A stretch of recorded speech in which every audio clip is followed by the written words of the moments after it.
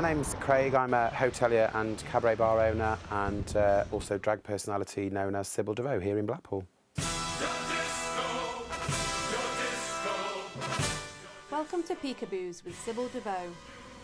I've been an entertainer very nearly 25 years actually. I started when I was 19 in a small pub in Birmingham, which I think has long gone now, called Partners in Birmingham, and was watching a show in one of the pubs in Birmingham and decided that I could probably do better myself. The bar manager at that time said, well, if you think you can do better, then why not have a go? I was on stage and Cybil DuVaux was created and took off.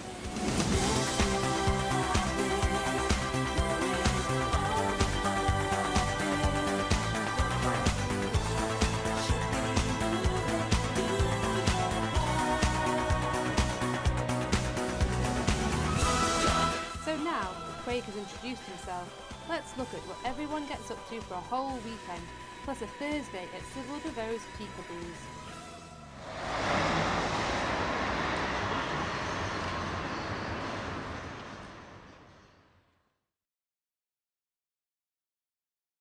Peekaboos opened 3 years ago, last September actually, with the original owner, and Alec and I were involved right from the start. I was always the lead drag and the lead DJ.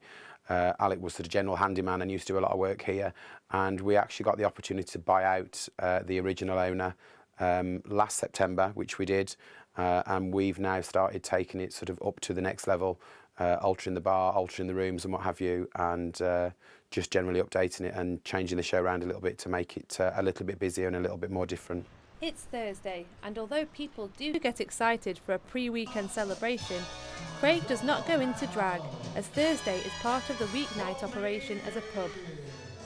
But certain visitors, Craig and the other staff members do take part in karaoke night, and it's what you'd expect.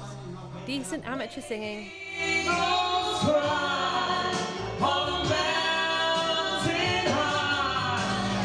singers making themselves useful during long instrumentals,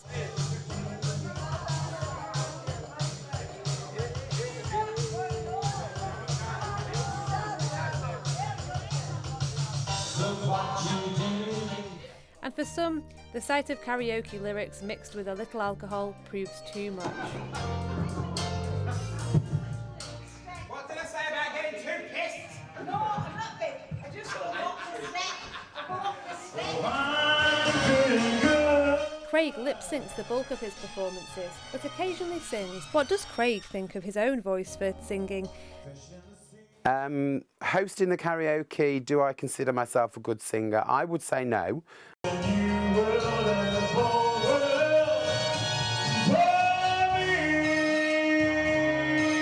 I'm just a karaoke singer at the end of the day. I'm just a karaoke host.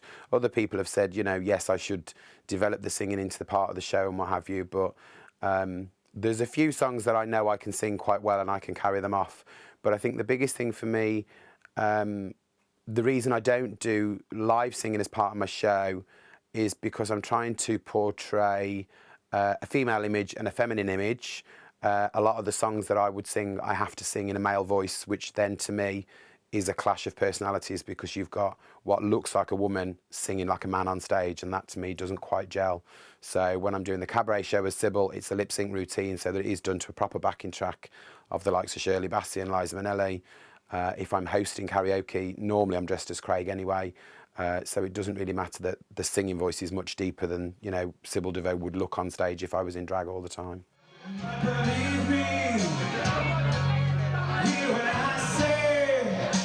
Singing voice, I've never had the most feminine singing voice. I think it's actually very hard for, you know, a man to try and sing like a woman. There are certain people that I know that can pull it off. I mean, Bosom Buddies, you know, they're great friends of ours, and they've made a career of being able to hit ridiculously high notes. There are certain songs that I can pull off certain high notes on, but I've never had any professional vocal training, so without that, you know, to learn the technique and the routine, it's really just karaoke entertainment. And the only reason I do it is then to encourage other people to get up. Karaoke for me isn't about being a fabulous singer, it's about just getting up and having a laugh. And, you know, some of our singers that come in are truly awful, but they enjoy it and it's good fun for them. The ones that do get up and they're exceptionally good at it, then, you know, the pub loves them and they think they're fabulous. But it's all about making everybody feel that they can have a go at singing regardless of how well they are. So me singing with a deep manly voice dressed as a woman is sometimes quite funny. So that encourages them to get up and have a go themselves. So despite the increasing number of singers in the drag community, I think it's fair to say that both Craig and Cybil are most likely going to stay away from professional vocal training.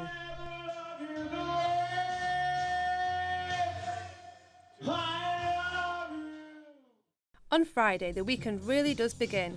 The music is finally pumped up and Cybil's weekend in drag officially begins. So while an awaiting audience slowly comes in, Craig spends most of his 7 p.m. hour to put on his makeup. Most of my makeup's quite cheap actually, but the foundation is the most important thing for me, so I use a proper stage pan stick foundation, which is like a wax-based thing.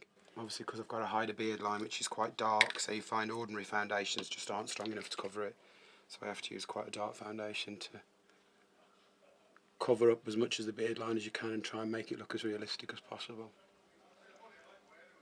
So it's the foundation that's the most important bit for me. Once that's on, the rest of it can be anything at all really. Just cheap makeup off the market really. Once all the foundation's on, which is grease based, you then have to use a blending powder over the top to set the makeup before you start putting anything else on. And I just use an ordinary stage powder, which makes the makeup last a bit longer. Some drag queens when they're working tend to go very over the top, huge eyebrows, huge lashes, lots of different colours. But I've always tried to be as convincing as possible with how I do the makeup and size of eyelashes and the general look that Cybil tends to portray when working on stage. I always find it quite bizarre that I spend years plucking my eyebrows and then 3-4 nights a week I draw them back on again. But it's one of those little quirks of the job. White highlighter gives the illusion of a bigger jawbone, makes the cheekbones stand out more. Because obviously a natural woman would accentuate by putting loads of blusher on, and it just softens the features a little bit. So there's 2 colours of blusher on and then just a bit of blending, and it will make the jawline slightly more convincing. Well, that's the theory anyway. It's very difficult to get this amount of makeup to stay on for a good length of time because of certainly the heat in the venue and working under light, so you've got to try and get it as set as you possibly can. But even then it does take touching up during the night. So liquid eyeliner over the top. Although it will dry clear anyway, I find it tends to be slightly more shiny. So putting another coat of liquid eyeliner over the top. You won't see it then under the stage lights, you won't see the glue line. I always use a lip liner on mine. I don't go too dark, but it makes my lips look bigger when the lipstick's on from stage. That's about it.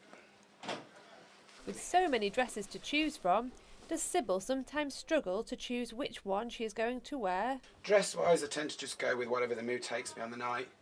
My makeup's always pretty much the same, so it goes with virtually everything. My hair is always the same as well. The wig stylist that I use knows what sort of styles suit me. Shorter hair always suits Cybil. I don't use long hair, simply because it just doesn't suit my face shape. So all my wigs, albeit slightly different colours, are all a similar sort of style. So tonight it will be the old favourite one, which might need a bit of zhuzhing. This one got thrown around at the weekend when I was doing a strip-off routine. Obviously a lot of the wigs that I use are synthetic, they're not real hair. But the wig designer I use in town here, AK Wig Designs, he bakes them in a little oven. Because they're synthetic, they're rolled in like wooden doweling rollers and then put in like a little pastry oven. And it's just a gentle heat for a couple of days just to set all the curls, and then they just get brushed out. You tend to find in that respect they last a lot longer. I can use these for months and months on end just by touching them up a little bit. That's pretty much it. So now it's just jewellery. One. So that's it. Necklace, earrings, and then a ring.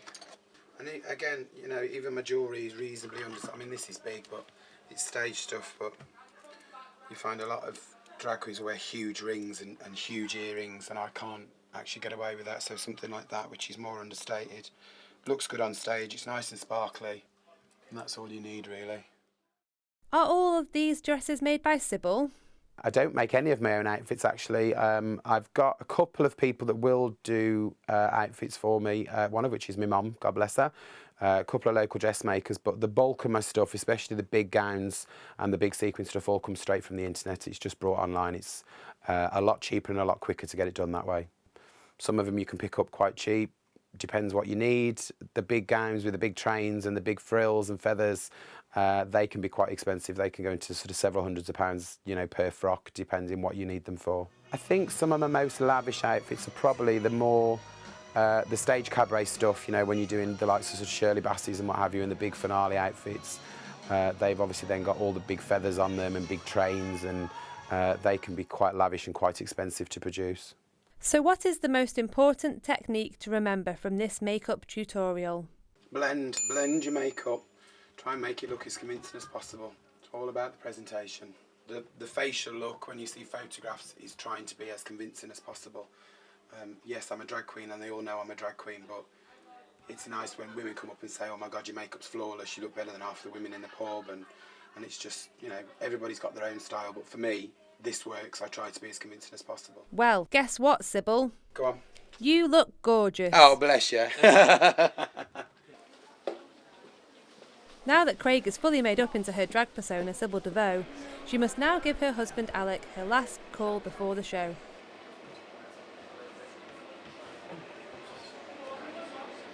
Or maybe we should wait a Hello, little. darling, you all right? Oh, there we go. Okay, no problem. The place Alec is coming over from is their other operation, the Edenfield Guest House, just a minute away, as seen on Four in a Bed. What are Craig's best tips for multitasking with more than one business? So logistically it can be very difficult, but it's a case of, you know, hard work, get down, get on with it, and if you really do want to get on, you know, succeed, that's what you have to do, and we manage it quite well, actually. We've got a good team of staff behind us as well that help us and support us, so like any business, it can't be done on your own. There has to be a good group of people around you, and we're very lucky that we've got that with us. Coming up, when you get back to Peekaboos, we'll meet the guest stars that make up a huge majority of Cybil's shows. We'll finally come to the big Sunday show with former funny girl Rita International and Cybil DuVaux.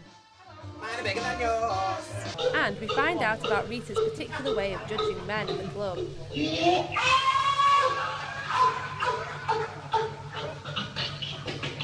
Is that all there is?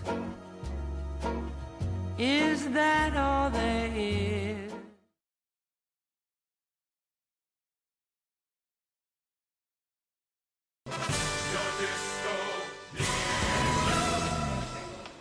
Get the music on, party time.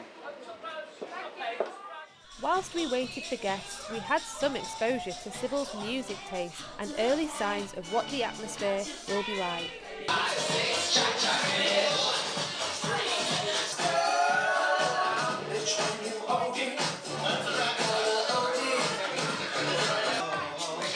Absolutely twatting on her pre-wedding night, of course. We're going to get you twatted, love, you'll be fine.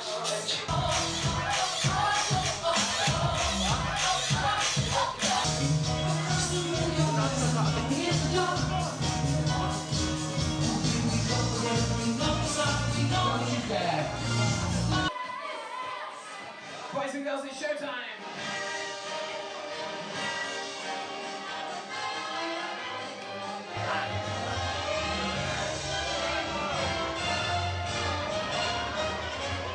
There's no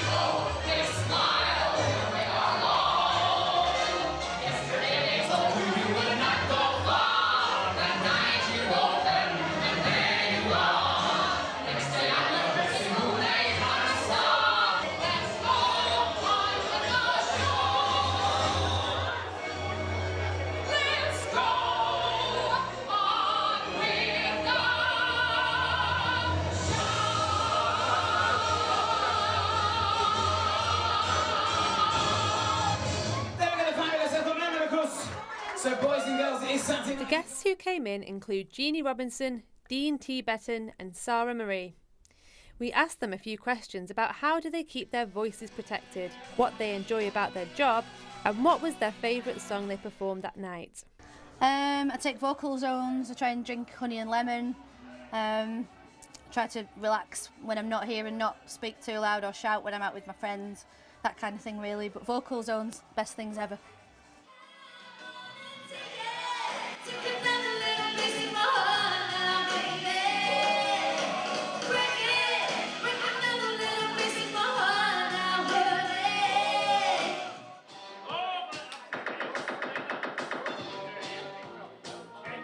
Well, I do lots of different exercises, I do lots of scales and do a lot of vocal practice, but I always drink hot water with honey and lemon, but I also eat a lot of pastels called vocal zones, especially made for singers to just keep the voice nice and smooth.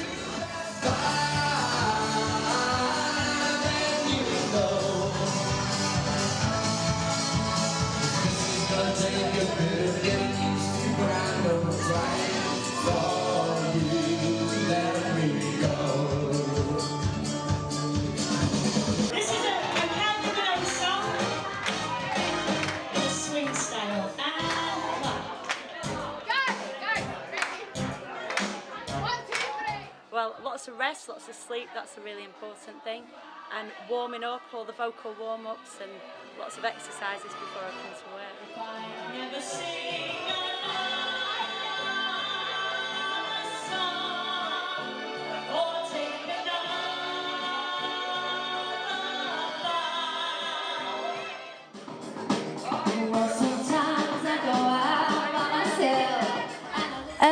I just love getting the crowd involved, and when people get up dancing to what you're singing and having a good time, it's just the best feeling, and I get to sing the songs that I love, that I grew up listening to.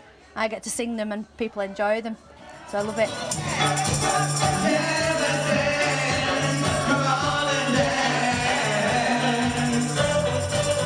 I just love Peekaboo so much. It's not only have we got the most amazing host in Cybil DuVaux, the people are fantastic, and it's just great to perform for them. It's just a treat for me.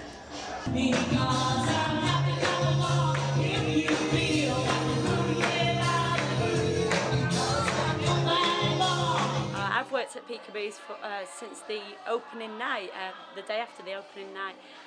What I enjoy most is I know most of the customers now, and most of all working with Cybil. We have a great relationship on stage, and we have a really, really good laugh every time I'm here. We never know what's going to happen next. There's all sorts of double acts and routines going Probably on. Unchained Melody up to now, but I've got a favourite at the end, I Will Always Love You, that I haven't done yet. Yeah, I think when I did all that jazz from the musical and everyone joined in and all the jazz hands and singing along.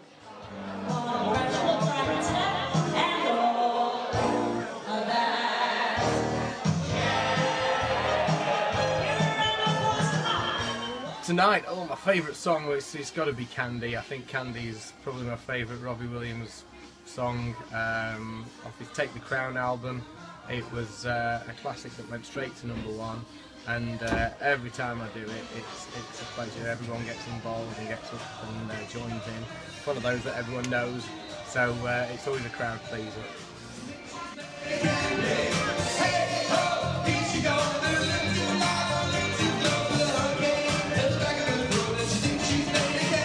We also asked Dean an extra question about what he likes about performing as Robbie. It's just fantastic. He's just so cheeky and so energetic and charismatic. You know, and his songs are endless. You know, everyone remembers his songs. So I just love going out, dressing as him, and just performing and doing his songs. It's always a treat for me to be able to perform as Rob. As does every good tribute act, he does his very best to act, sing and dance, just like Robbie Williams, as long as he is on stage. Although there is a noticeable difference in how long Robbie and Dean show their tiger.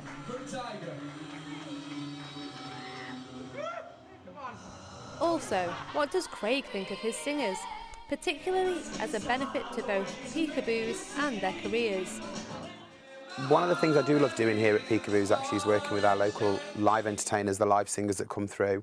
Blackpool has got a wealth of talent for live vocalists, such as the likes of, Sara Marie, Fran Collins, Tom Stevens, Dean Betton, to name just one or two that we work with. I mean, there are literally, dozens and dozens of live entertainers that we work with. And again, that's the nice thing about what we do here. We're showcasing local talent to the local people and to the holidaymakers that come through. It gives them a platform locally to sort of, hone their specialities and go on to bigger and better things. I mean, a couple of them, Dean Betton himself, started with us a couple of years ago as quite a new professional singer. He's gone into a full Robbie tribute, which he does as a sideline business, and this year he's actually touring Greece and has been booked to tour Greece as a Robbie tribute. The likes of Sara Cheston that comes through, she works during the day as most of our singers do. They've all got full-time jobs.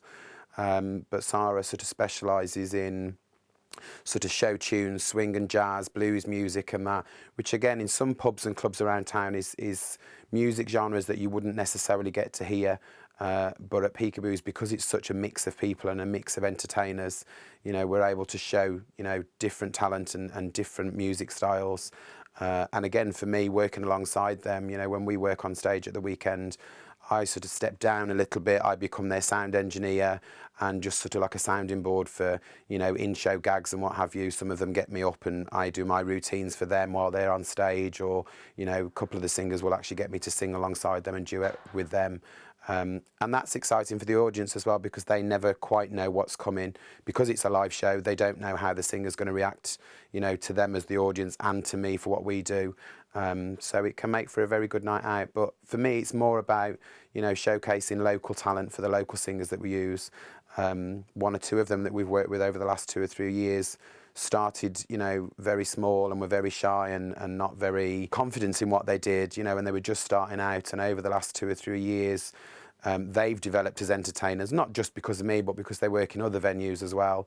But it's nice that you can see them blossom into, rounded entertainers that have got a good stage presence and a good entertainment repertoire to be able to pull off their show night after night each time they come through to us. As each night draws to a close after each guest star's performance, it's up to the audience to show off their dance moves until 2 in the morning.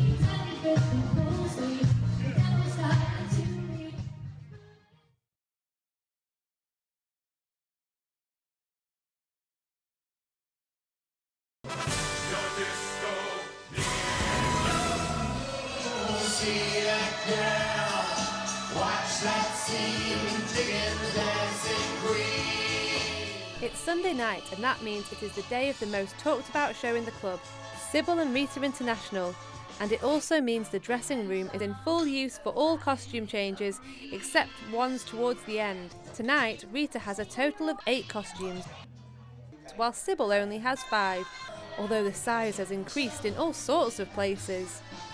Mine are bigger than yours.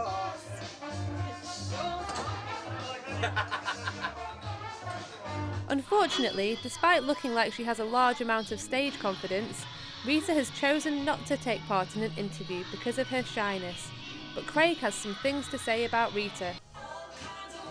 Rita and I have worked together now for just over 6 years in different pubs and clubs around town, and she can go from the most sublime, ridiculous comedy routines and have everybody rolling on the floor laughing to some very big sort of finale numbers with feathers and fabulous gowns and very emotional songs. And every time you work with Rita, there's always new routines going and always new outfits.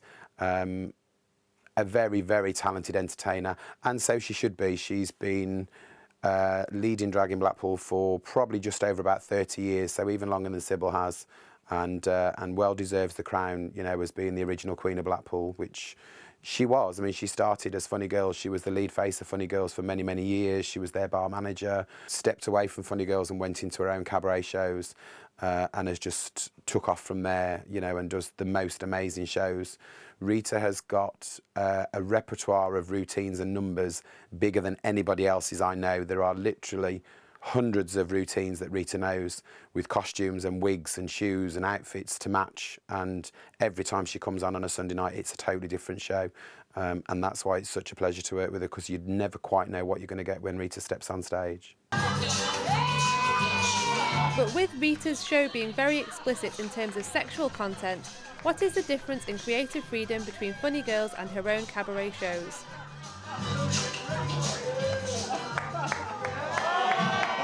I think perhaps when Rita left Funny Girls, she blossomed as a cabaret entertainer in her own right. Obviously, Funny Girls is, you know, a world-famous show, but their routines are quite staged and quite set, and they're very professionally run. And they do a sort of a season of a set amount of routines. But obviously now that Rita works independently for different venues, she's been able to expand dramatically on what she does. So it's not the constriction of Funny Girls as in a very stage-managed show. She can change routines at the drop of a hat, you know, weekly, daily, whenever she wants to. Whereas with the setup such as Funny Girls, where it is a choreographed show, or any theatre performance when it's a choreographed show, it's the same routines night after night, the same rehearsal. But obviously working as an independent, the same as I do, you can change a show literally within minutes if it doesn't suit the audience you've got. Whereas when the big stage productions, you know, you have to go with what you've been given as a routine to follow. So I suppose in that respect, that can be quite restrictive as far as entertaining is concerned. It is now midnight and it's almost time for the three-part finale to officially end the weekend. First, both of them have an individual song.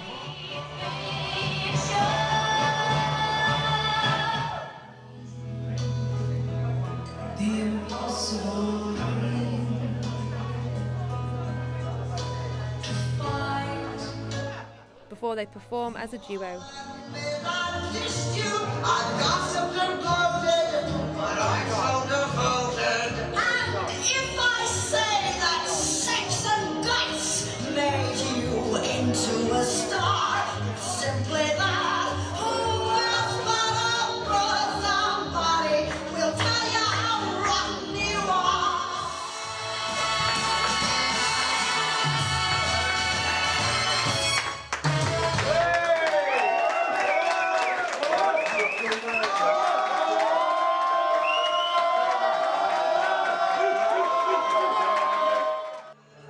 Finally, Cybil ends the show performing as Shirley Bassey.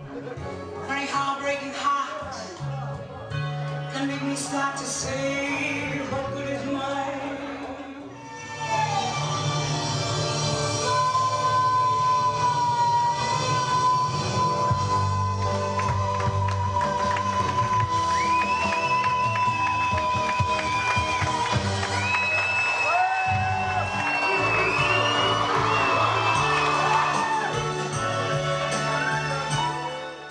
But not before Cybil turns back into Craig, performing as Frank Sinatra.